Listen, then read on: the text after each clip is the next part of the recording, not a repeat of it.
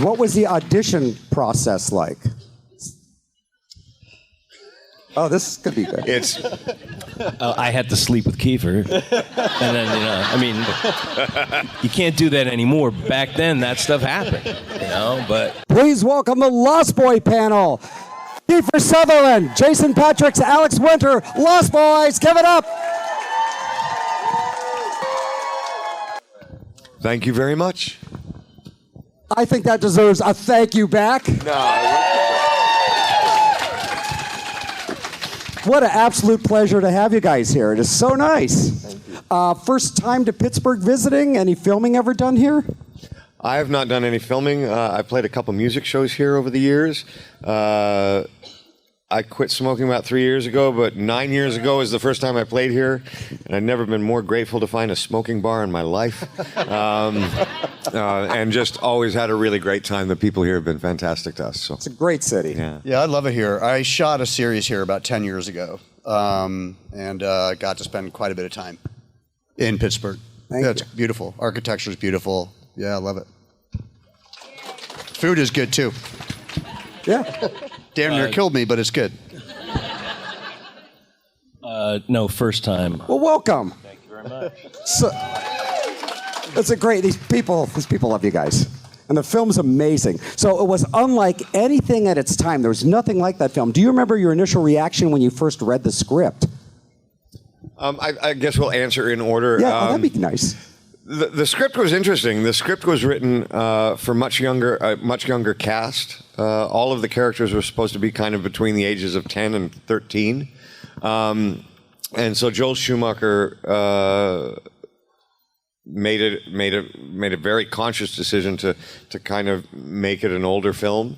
And so the Lost Boys themselves were characters that were in their early 20s and were supposed to be in their early 20s.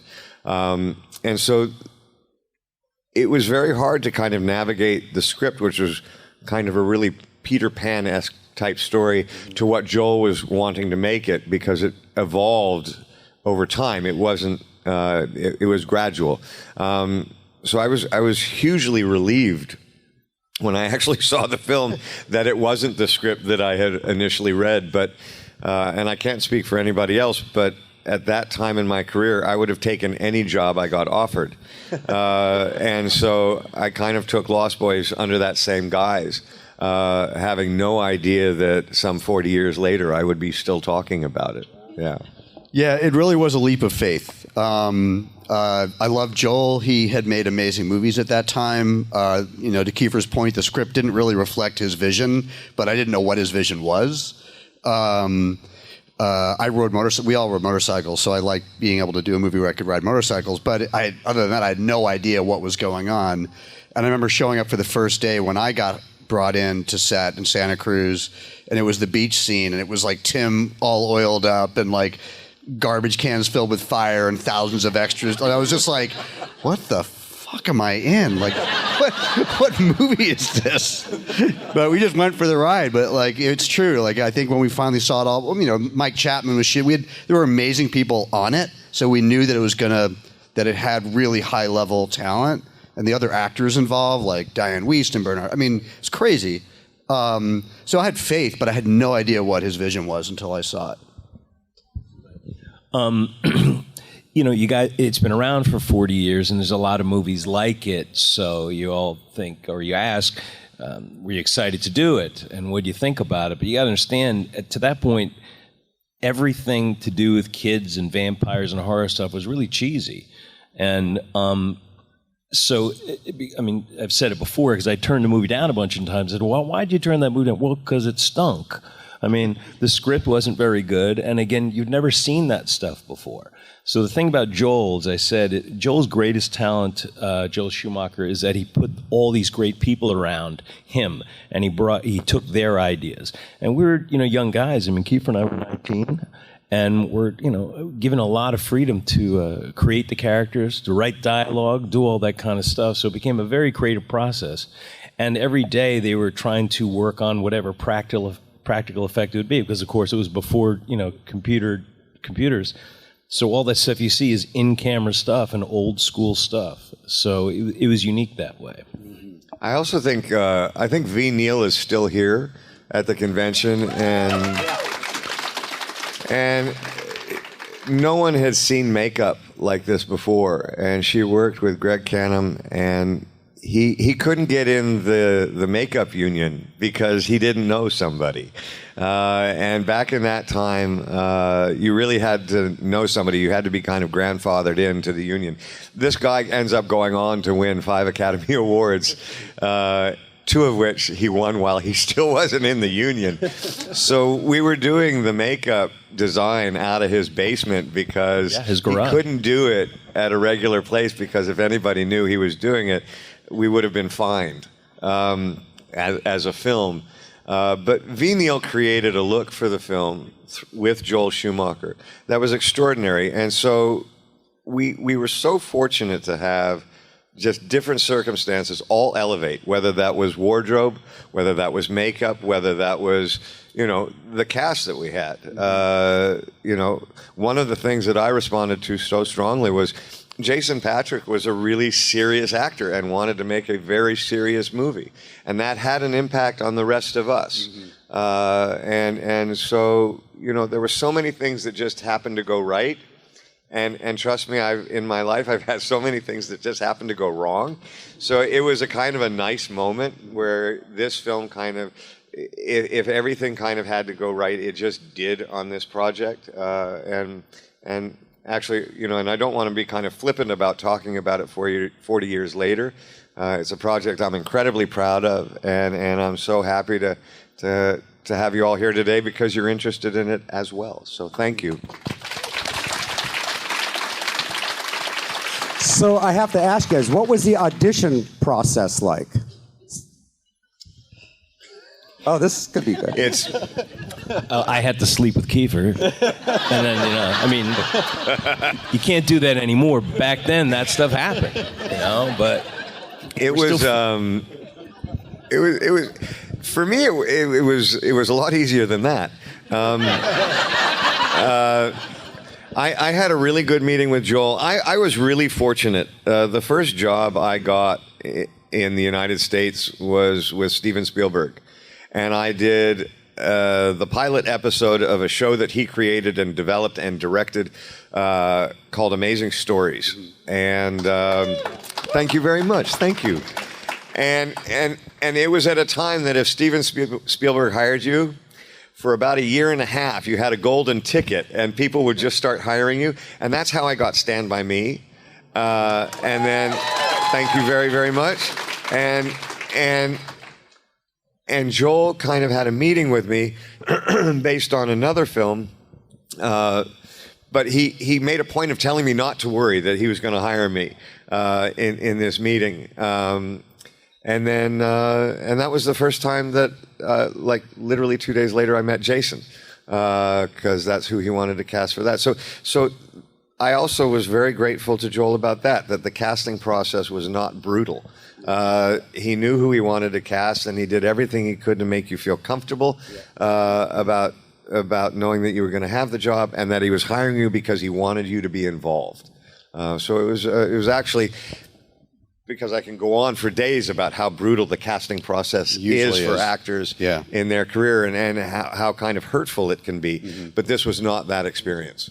Yeah, it certainly wasn't for me either. I was an NYU film student. I'd been acting since I was little, but I hadn't done movies. And someone at Warner Brothers was a fan of some short films I'd made and got me in front of Marion Doherty, who wanted me for this. And then, as Kiefer said, it just brought me to Joel, and I was just kind of had it within a couple of meetings with Joel and Donner. And it was so easy and respectful and dignified, and and I'd been auditioning since I was very young, and that's just the antithesis of that process.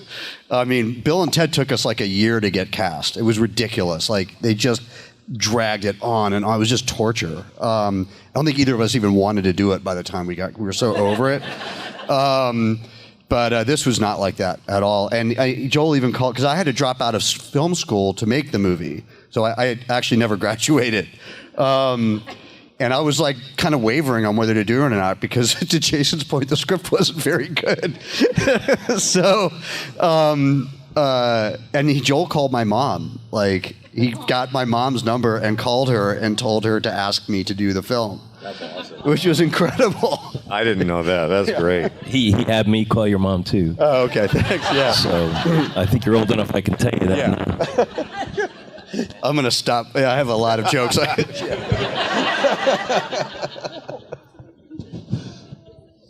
Okay, so at what point did you know this film was just going to go through the roof, be a blockbuster, have sequels? During the filming, during the premiere, during any of the film? When did you think this was going to go through the roof? About 4 months ago. It's funny. I mean, you and I were sitting together at the premiere. I remember that. And Jason and I both are kind of... There's very few films I've seen after Lost Boys that I've been a part of. I don't like to watch myself on screen. I don't think Jason particularly does either.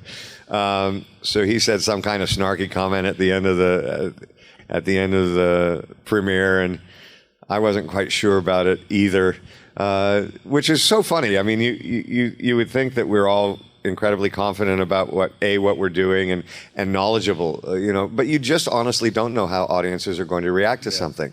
There are certain projects you think is just a sure thing, and that generally for me is like no one's going to watch it, and then there's some things you don't expect. I didn't expect 24 to kind of do what it did, and this is kind of no different. You're just grateful for whatever reason. There's an intangible quality to certain films and certain music that you can't explain why it attracts people, but it does. And Lost Boys is certainly one of those things. The nicest thing I've experienced here at one of these, at this con and others, is watching a parent come and say, "My dad showed me this film 25 years ago, and now I've shown it to my son or my daughter, and they're here together." And that's one of the greatest things that you can be a part of. If you're a part of that kind of family legacy, where something you've made can kind of transcend to a parent, to a child and a grandchild, and that's something amazing to be a part of. And I think all three of us have discussed how nice that is for us to kind of be a part of that with you all. The traditional storytelling, yeah. generation to generation. Yeah. Anything when you guys thought that this was going through the roof? What moment did you say, "I did the right thing, this movie's amazing"? The truth is that when it came out, it was just a moderate hit. I mean, it wasn't. This movie became famous on VHS, and at the time, I think it was the #2 VHS ever in the history of Warner Brothers. So the truth is, the majority of people saw this on their televisions. But every year, and honestly, I think in the last 10, 15 years, it's just gotten to this major sort of level. I think maybe just from, like Kiefer was saying, people passing it down, and now it's sort of in that firmament of, vampire movies, best vampire movies. But it was never it was boom. And so like when Kiefer said that, you go to the premiere a year later, where you were 19 and now you're 20, you're doing other things, you go to the premiere, you say, okay, and you move on. But it didn't go through the roof. I think if it came out today, it would be massive. But so it's something that just sort of grew. And we don't really feel that impact until we come to places like this and see how it emotionally connects to other people. Yeah, I remember, because it was such an idiosyncratic movie and because Joel had the whole film in his head and no one else did, I think there was a lot of friction with the studio to a degree, just in terms of what is this guy making? It's not what we thought it was going to be. What even is it? And I remember Joel and I had the same dentist, and I remember running into him. I used to run into him all the time at the dentist, but I remember running into him one day. He looked particularly happy in the lobby of the dentist's office, and he said, this was like 15 years later, and he was like, "We've just become like Warner's biggest DVD seller or whatever." And I think he finally felt vindicated. Like all those, it was like, I told him it was a fucking hit, and he was so happy. And so I think, it's maybe one of the misconceptions about our business is like, no one knows. Like there are people who are super cocky. They're usually a little insane, but most of us don't know. You don't know. Even the directors don't know. Like, is the public going to like your film, or it can come out and not do well and then do well 10 years later or 20 years later? And Joel was sort of in that same boat of just like he had a humility about it, but I think he did know that it had succeeded. Like what he had in his head did work, but it took a while for that to get affirmed. So I have a follow-up question about Joel. He always seemed to get the right people, the right cast, the right people, and all to work together. How do you think he made all of that happen? Just every piece. I think that's what I see. Joel had a great eye. Joel Schumacher was a window dresser at Bloomingdale's in his early 20s. He was doing a window dressing in the evening. Woody Allen was walking by and thought it was amazing and asked Joel Schumacher to then be his production designer. And so Joel went from window dresser to production designer. Then he wrote a spec script called Car Wash, and he became a hit writer, and he wrote Bring Me Back to the Five and Dime, Jimmy Dean, which was with Cher, and then he became a director from there. So this is a guy who's just has got a vision and is a creative person. His story is kind of like that of Marilyn Monroe at the drugstore, and just kind of being discovered. It doesn't happen very often, but he was a very charismatic man, and just had a real vision for storytelling. And one of the things about Lost Boys that is so extraordinary, and I've had the great fortune of doing 5 films with Joel. Lost Boys was an incredibly visual piece.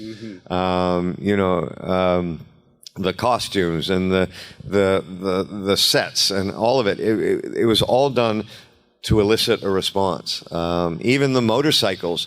Someone asked me the other day what motorcycle I had driven in Lost Boys, and my motorcycle was a composite of 6 different motorcycles, and it wasn't for function. This wasn't to make the greatest bike; it was to make the greatest looking bike. And there were some problems with some of the bikes. They wanted to go different directions. But everything was about a visual, and Joel had his hand on that from A to Z. Yeah, I mean, we've all worked with a lot of different directors and filmmakers, and the thing about Schumacher that, I mean, you don't throw the word genius around like willy-nilly, but I think that his super talent was, and you felt it when you worked with him, that he had this ability to pull people together, pull the right people together, and then treat them incredibly well. You really felt you would kind of do anything for him. And you felt like he had your back. You could argue with him, like, people did, about creative issues or whatever. He wasn't a brick wall. But you certainly felt like he had his hand very safely on the rudder, and the ability to synthesize all of these disparate elements, I think, is what makes Lost Boys so special. And I did connect with that when I saw it finally at that premiere. Like, I mean, to these guys' point, I don't know if I thought it was what I thought of the film, other than I was blown away by how well it worked. And I remember sitting in a bar, like probably 20 years later, and it was playing on the screen silent.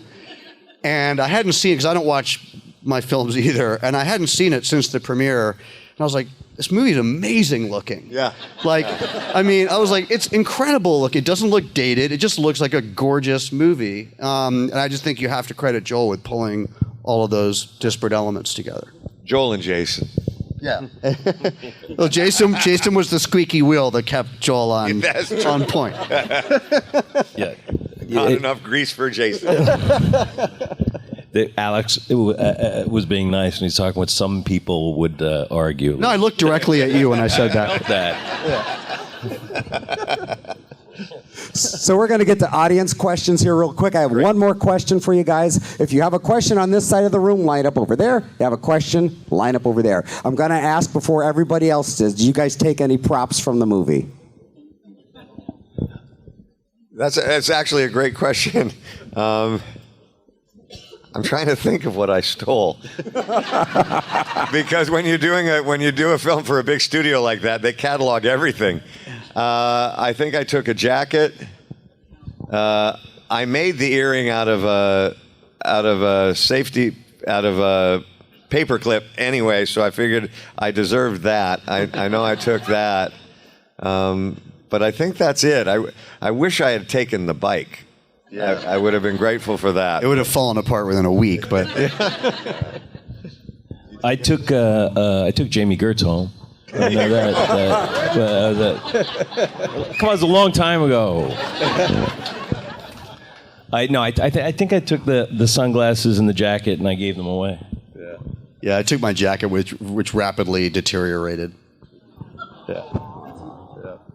Okay, let's hit questions on the far side of the room. We'll do about 3 or 4, then bounce back over here. All right, here we go.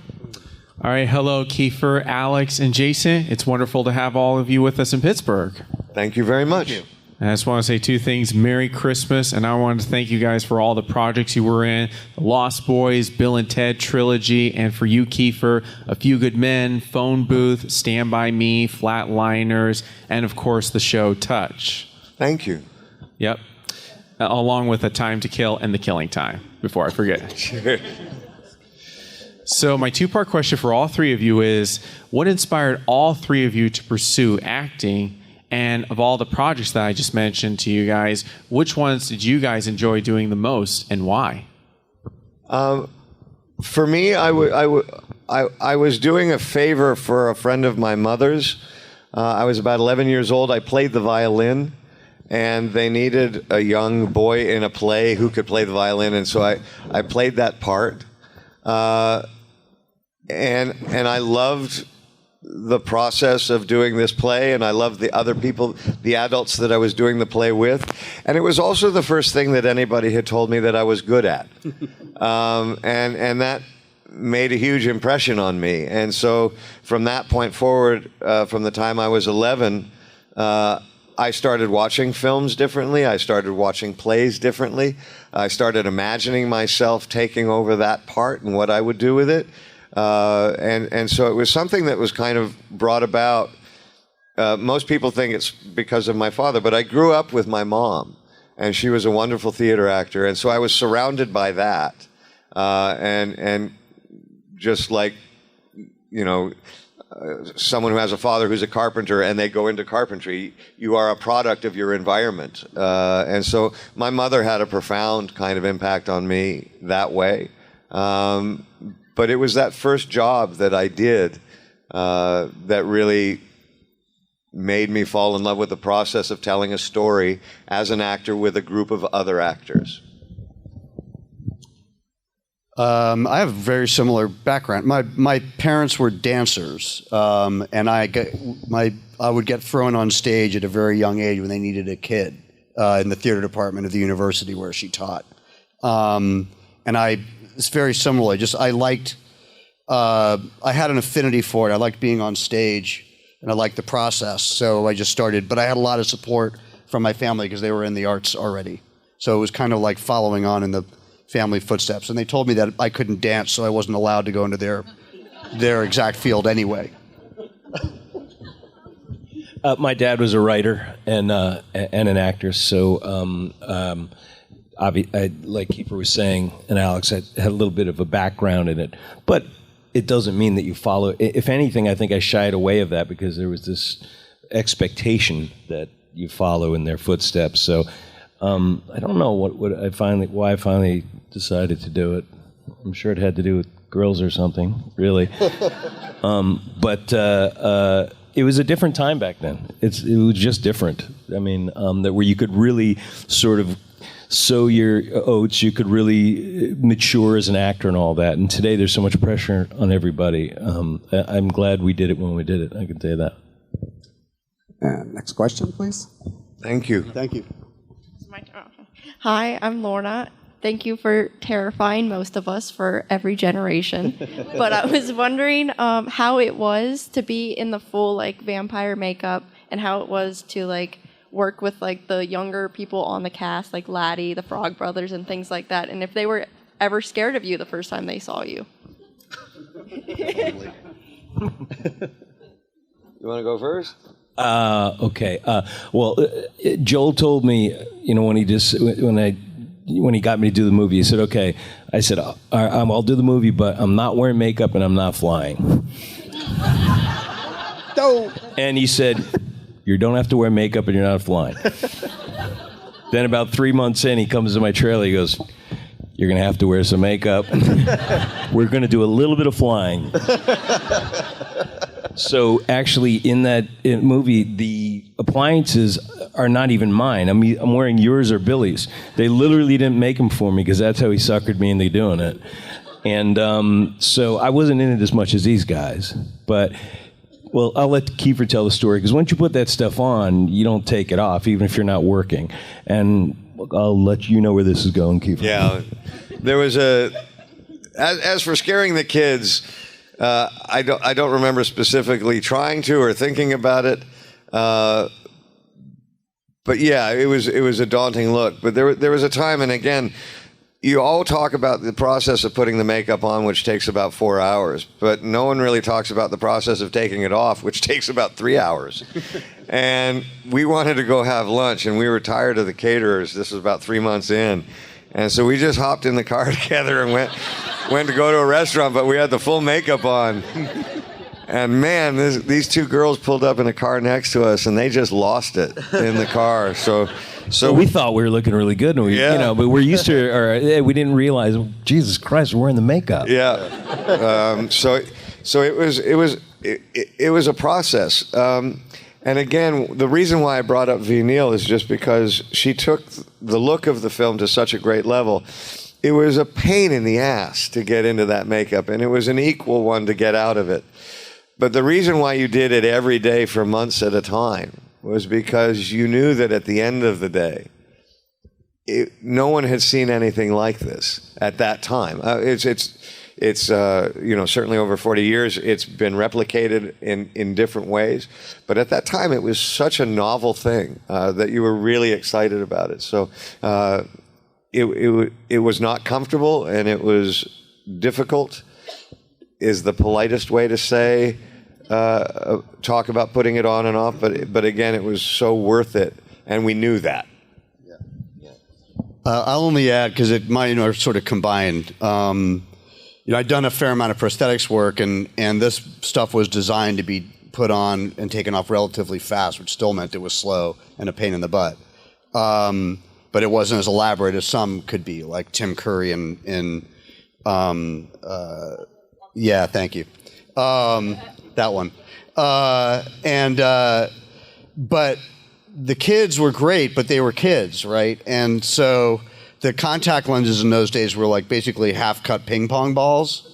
They weren't much more comfortable than if you jammed a ping pong ball into your eye socket. So that's why we had to use numbing drops to put them in. Yeah, you did. You used numbing drops. They dried up really quick. They dried your eyes really fast. The stage is dry anyway. So like in my death scene, like Corey stakes me, I hit the dirt. I'm writhing around acting, or trying to anyway. And then I've got these knuckleheads who are just shoveling dirt into my eyes. Like if you watch the scene, they're literally just like kicking dirt into my eyes, right? So I ended up in the hospital with a scratched cornea. It was super fun. Yeah, I think we all ended up, during that film, we all ended up in the hospital at one point or another. But it was worth it. Also, to the point of them being kids, and this is really so endearing. Corey Haim was never given a bow and arrow to do any of the rehearsals because he was a child and they didn't trust him to not accidentally shoot someone. So when they finally went to actually shoot the scene, they couldn't get him to stop doing this. And he would do it with his mouth because that's how he'd been rehearsing the whole scene. And when he actually was given the bow and arrow, he couldn't stop doing it. And if you'll see in the movie, when you go back and watch it, his lips do it, but they just took the sound out. They never got him to stop it. And that's the impression, that's how impressionable these young people were. Let's get one more question on this side of the room, and then we'll bounce over here. Was there a point in any of your careers where you took one look at the script for any TV show or movie you were about to get into and just thought this is going to be a huge mistake and either dropped out of it or continued on with it anyway? I would almost say 50%. But you got to make a living. Yeah. And then some of them you're just really lucky with. Yeah. But you're wrong too sometimes. Like they end up better. I mean, they can end up worse, but they end up better than the initial script. I mean, the thing about this industry, for all the talk of auteur theory and stuff, is it's extremely collaborative. And so most projects, everyone is pitching in and coming up with ideas and rewriting dialogue on the fly and trying to make the thing better all the way, if you've got a good crew, all the way to the end, even into distribution. You can be, like on Bill and Ted 3, we changed that ending because of COVID, like a month before it came out, and like had a whole different idea for how it was going to end, and we're able to do it and get it into the movie and get it out in the movie. It worked way better than what we had. And I don't know, it was like a bunch of people's idea to do that, but you just keep trying to make these things better from the second you hit go most of the time. And if you have a good crew, that works, and if you don't, then it doesn't work. Okay, question over here. Hi, this is a question for Alex. What was it like getting to reprise your role as Bill S. Preston Esquire after about 30 years, and do you think it lives up to the originals? Do I think what? Do you think it lives up to the original, too? Oh, well, I couldn't. I mean, it was terrifying. We spent about 12 years trying to get that movie off the ground, and then we finally got it financed. And Keanu and I looked at each other, we were like, oh shit, now we actually have to do this, right? And actually not be terrible. They're dumb, they're intentionally dumb characters. They really, I'm not overstating, maybe just because I'm not good, I don't know. It takes a lot of work to play these guys. It took me like a year of like physical work, like Alexander training, and I went back and took tap dancing class again, like to get my body to limber up. Because the guy is just not like me at all, like on any level. So it was hard, but we really didn't want to come back and blow it. So we just put a lot of thought into it. Beyond that, I can't say whether we succeeded or not. I just know that it took a lot of labor. That being said, they were a lot of fun. So it was a lot of fun to bring everyone back because everyone came back. Yeah. Next question over here. Hi, I know someone's already asked about the vampire makeup, but I was just curious as to your impressions about inhabiting the persona of a vampire and what you might have particularly liked about it, or any comments about that. For me, I just always loved the tagline, right? Sleep all day, party all night. It's fun to be a vampire. And as glib as that sounds, for a young person, I was 19 at the time, that was a great kind of centerpiece to kind of attach yourself to.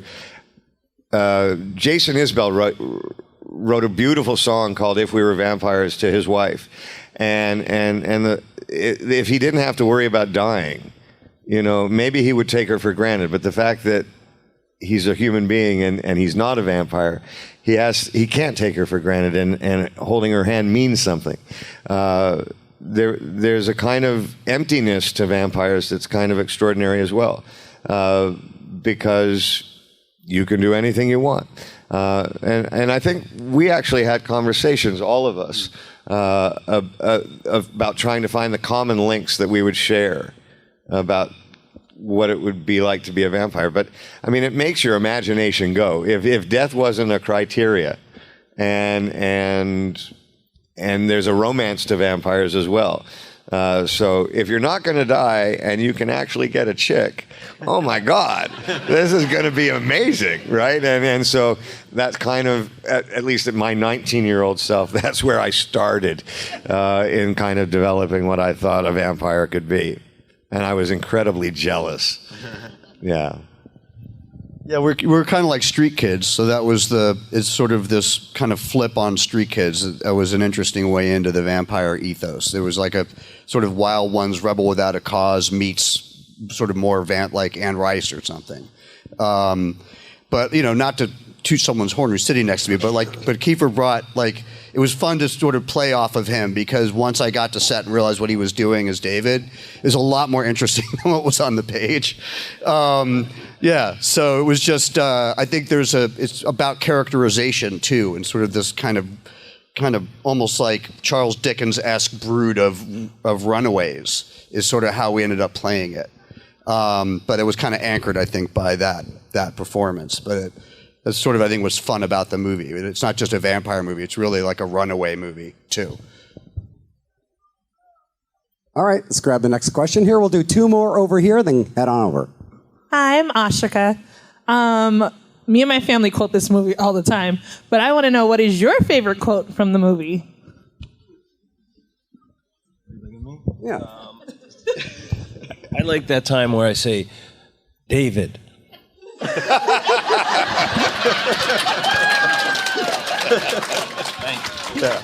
You've seen the YouTube thing where it's just Michael, Michael, Michael over and over again, right? No, I've heard about it. Yeah. I think "Be One of Us" is still kind of one of my favorite quotes. Was the desperate kind of effort to negotiate a kind of peaceful initiation as opposed to one that's forceful. I liked that. I like that scene very much. So that would be mine. I don't say anything in the film. So what was your favorite quote of mine? I have so many. What about me? Can we clear the afternoon?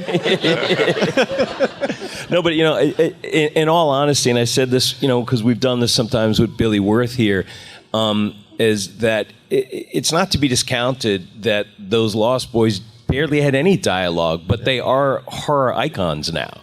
I mean, everybody knows these guys that they created, and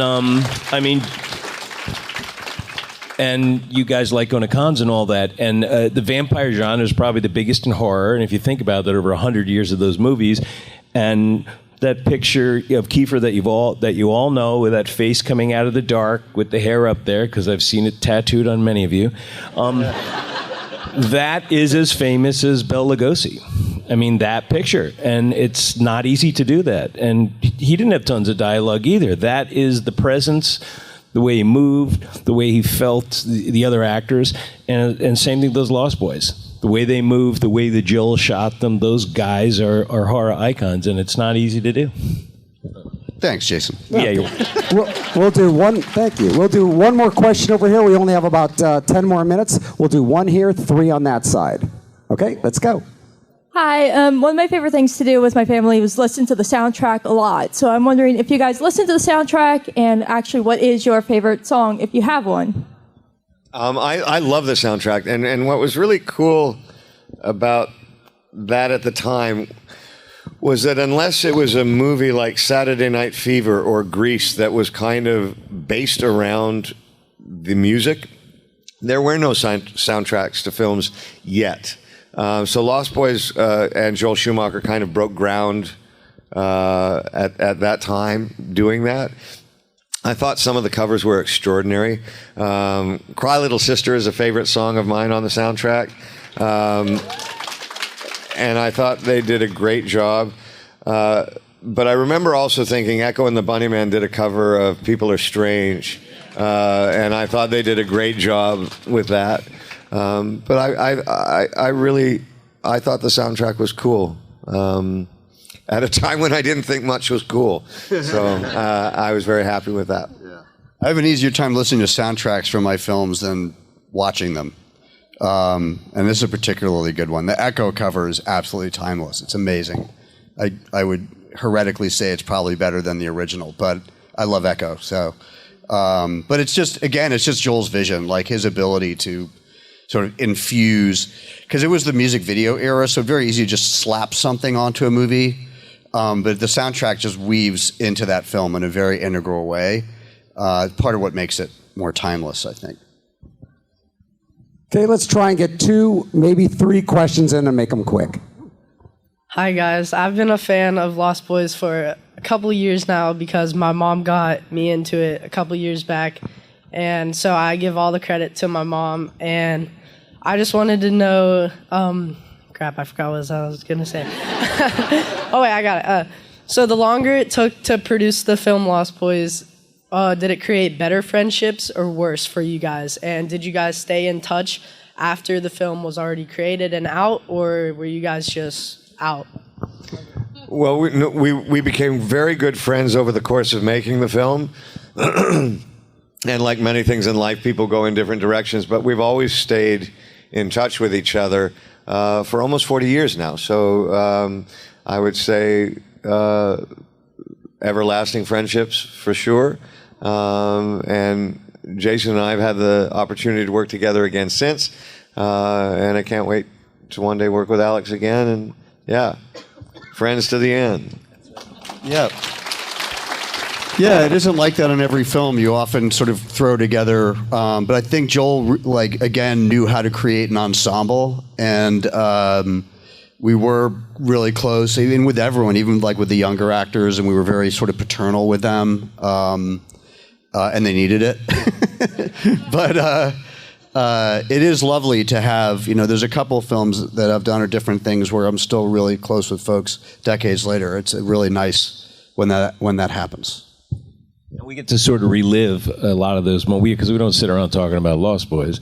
But I mean, when you ask these questions, it brings up the memories, and we get to actually hang out on these weekends. And I know Kiefer and I, we try to sort of schedule it that you want to do this thing a couple of months from now so we can hang out and have a few drinks, and then see everybody. So it's nice. It's nice to get together that way.